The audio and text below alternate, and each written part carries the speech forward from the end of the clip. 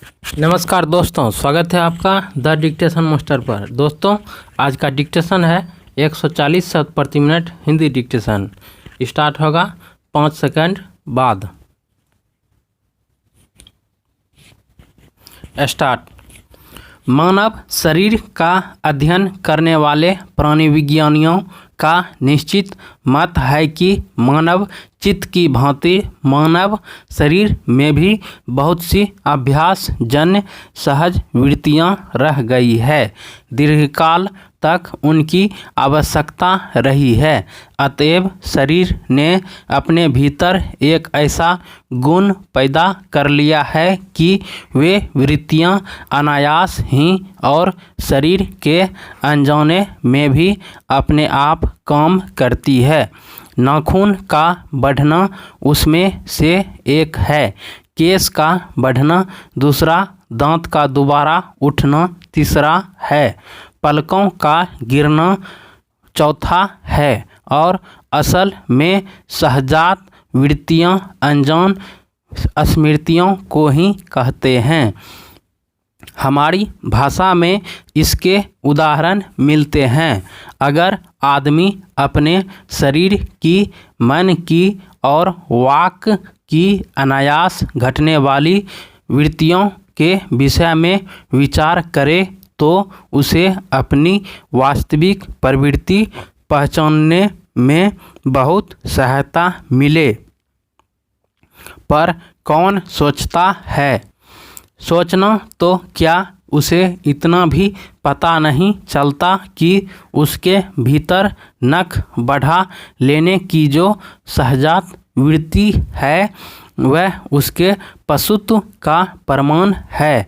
उन्हें काटने की जो प्रवृत्ति है वह उसकी मनुष्यता की निशानी है। और यद्यपि पशुत्व के चिन्ह उसके भीतर रह गए हैं, पर वह पशुत्व को छोड़ चुका है। पशु बनकर वह आगे नहीं बढ़ सकता। उसे कोई और रास्ता खोजना चाहिए। अस्त्र बढ़ाने की प्रवृत्ति मनुष्यता की विरोधिनी है। मेरा मन पूछता है किस ओर मनुष्य किस ओर बढ़ रहा है, पशुता की ओर या मनुष्यता की ओर, अस्त्र बढ़ाने की ओर या अस्त्र काटने की ओर। मेरी निर्बोध बालिका ने मानो मनुष्य जाति से ही प्रश्न किया है, जानते हो नाखून क्यों बढ़ते हैं? यह हमारी पशुता के अवशेष हैं। मैं भी पूछता हूँ, जानते हो ये अस्त्र शस्त्र क्यों बढ़ रहे हैं? ये हमारी पशुता की निशानी है। भारतीय भाषाओं में प्रायः ही अंग्रेजी के इंडिपेंडेंस शब्द का समानार्थक शब्द निशान नहीं व्यवहृत होता है। 15 अगस्त को जब अंग्रेजी भाषा के पत्र इंडिपेंडेंस की घोषणा कर रहे थे, देसी भाषा के पत्र स्वाधीनता दिवस की चर्चा कर रहे थे। इंडिपेंडेंस का अर्थ है अधीनता या किसी की अधीनता का अभाव, पर स्वाधीनता शब्द का अर्थ है अपने ही अधीन रहना। अंग्रेजी में कहना हो तो सेल्फ इंडिपेंडेंस कह सकते हैं। मैं कभी कभी सोचता हूँ कि इतने दिनों तक अंग्रेजी की अनुवर्तिता करने के बाद भी भारतवर्ष इंडिपेंडेंस को अधीनता क्यों नहीं कह सका? उसके अपनी आज़ादी के जितने भी नामकरण किए, स्वतंत्रता, स्वराज्य, स्वाधीनता, उन सब में स्व का बंधन अवश्य रखा। यह क्या संयोग की बात है या हमारी समूची परंपरा ही अनजाने में हमारी भाषा के द्वारा प्रकट होती रही है? मुझे प्राणी विज्ञानी की बात फिर याद आती है। सहजात वृत्ति अनजानी स्मृतियों का ही नाम है। स्वराज होने के बाद स्वभावतः ही हमारे नेता और विचारशील नागरिक सोचने लगे हैं कि इस देश को सच्चे अर्थ में सुखी कैसे बनाया जाए। हमारे देश के लोग पहली बार यह सब सोचने लगे हों, ऐसी बात नहीं है। अध्यक्ष महोदय, हमारा इतिहास बहुत पुराना है। हमारे शास्त्रों में इस समस्या को नाना भावों और नाना पहलुओं से विचार किया गया है। हम कोई नौसिखुए नहीं हैं जो रातों रात अनजान जंगल में पहुंचाकर आरक्षित छोड़ दिए गए हों।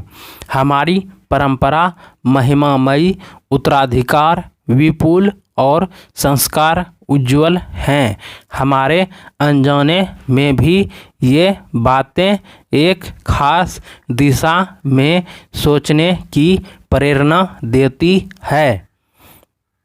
यह जरूर है कि परिस्थितियां बदल गई है, उपकरण नए हो गए हैं और उलझनों की मात्रा भी बहुत बढ़ गई है, पर मूल समस्याएं बहुत अधिक नहीं बदली है। भारतीय चित्त जो आज भी अधीनता के रूप में न सोचकर स्वाधीनता के रूप में सोचता है, वह हमारे दीर्घकालीन संस्कारों का फल है। वह स्व के बंधन को आसानी से छोड़ नहीं सकता। अपने आप पर अपने आप के द्वारा लगाया हुआ बंधन हमारी संस्कृति की बड़ी भारी विशेषता है।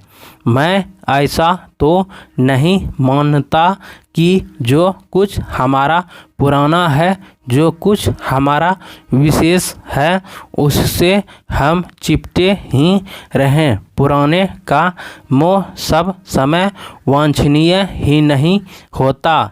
मेरे बच्चे को गोद में दबाए रहने वाली बंदरिया मनुष्य का आदर्श नहीं बन सकती, परंतु मैं ऐसा भी नहीं सोच सकता कि हम नई अनुसंधित्सा के नए नशे में चूर होकर अपना सर्वस्व खो दें। कालिदास ने कहा था कि सब पुराने अच्छे नहीं होते, सब नए खराब ही नहीं होते। भले लोग दोनों की जांच कर लेते हैं, जो हितकर होता है उसे ग्रहण करते हैं और मूढ़ लोग दूसरों के इशारे पर भटकते रहते हैं। सो हमें परीक्षा करके हितकर बात सोच लेनी होगी, और अगर हमारे पूर्व संचित भंडार में वह हितकर वस्तु निकल आवे तो इससे बढ़कर और क्या हो सकता है। समाप्त। दोस्तों, आज का डिक्टेशन 140 शब्द प्रति मिनट था, जिसे आप आसानी से ट्रांसलेट कर सकते हैं और इसे